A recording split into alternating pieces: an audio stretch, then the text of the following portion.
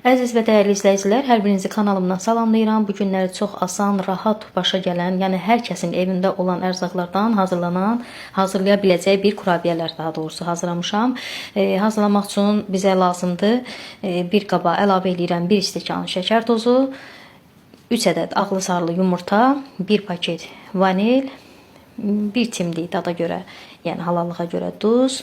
Bunları yaxşı-yaxşı qarışdırıram. Burada qabartma tozu olmadığı üçün mən də qaşığın ucunda biraz çayını soda, hardasa çay qaşığının 3də 1 hissəsi qədər çayını soda əlavə elədim və qəşəng qarışdırıram bunu. İstəsəniz mikserlə də qarışdıra bilərsiniz.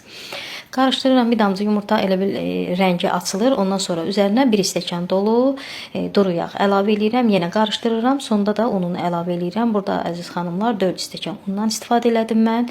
Yəni yumurtaların ölçüsü orta boy idi də. Çox belə böyük yumurta deyil idi. 4 stəkan un tam buna bəs elədi. Əziz xanımlar, əslində buna qabartma tozu ilə də hazırlamışam bu peçenyalardan. Amma indi qabartma tozu əlimin altında olmadığına görə çayını soda hazırladım. Hətta mən deyərdim ki, qabartma tozundansa çayını soda ilə daha yaxşı, daha yüngül oldu. Yəni mənə elə gəlir çayını soda daha yumuşaqlığını təmin edir də bu belə kurabiyələrin. Elə bilirəm ki, biraz qabartma tozu bunu quru fason eləmişdi keçən dəfə hazırlayanda Hasan ev üçün, axırıncı dəfə. Yəni bundan sonra qərarımı verdim ki, mən bu kurabiyəni hazırlayanda hər dəfə çayını sodadan istifadə eləyəcəm. Qətiyyən də narahat olmayın ki, birdən çayını sodanın dadı gələr. Heç də elə deyil. Əksinə, daha da gözəl eləyib xəmiri çayını soda. Xəmiri yoğurdudan sonra gördüyünüz formada hazırlayıb listə yığıram. Ölçüsü sizin özünüzdən asılıdır. Şəkər çörəyi formasında hazırlayıram, amma şəkər çörəyindən balaca kündə götürmüşəm. Yəni normadan şəkər çörəyi normal kündəsi nə boyda olursa bu ondan biraz balacadır.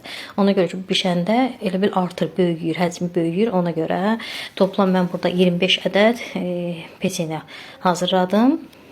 Hazırlayandan sonra bunları da listə yığandan sonra hər hansı bir alətlə, məsəl üçün mən oxlovla peçenyaların ortalarında dəliklər açdım gördüyünüz kimi və bu dəlik açdığım yerlərə də cem əlavə eləyirəm. İndi qaşıqla da əlavə eləyə bilərsiniz, nə bilim belə krem torbası ilə də əlavə eləyə bilərsiniz. Sizə necə rahatdır o formada.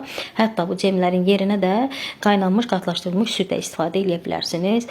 Mən burada əri cemindən, şəftəli ceminin, elə bir əri ilə şəftəlinin qarışığından cem bişirmişdim, özüm hazırlamışdım. Həmin cemdən istifadə elədim.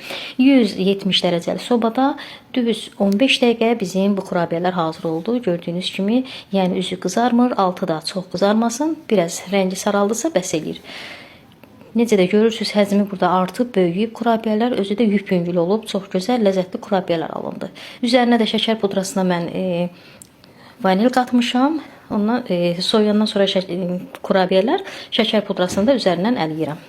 İsti-isti eləmirəm ki, şəkər pudrası əriməsin üzərində, yapışqan olmasın. Kəsirəm burada iç tərkibini də sizlərə göstərirəm. Çox gözəl, həm qabarıb, həm yüngül olub, həm də yumuşaqlığı əsl yerindədir. İnanıram ki, hazırlasanız siz də bəyənəcəksiniz. İzlədiyiniz üçün təşəkkür edirəm. Bəyəndinizsə bəyənmə düyməsinə toxunmağı unutmayın. Əziz xanımlar, səhifəmə də abunə olub dəstək olmağı unutmayın, əgər abunə deyilsinizsə. Hələlik.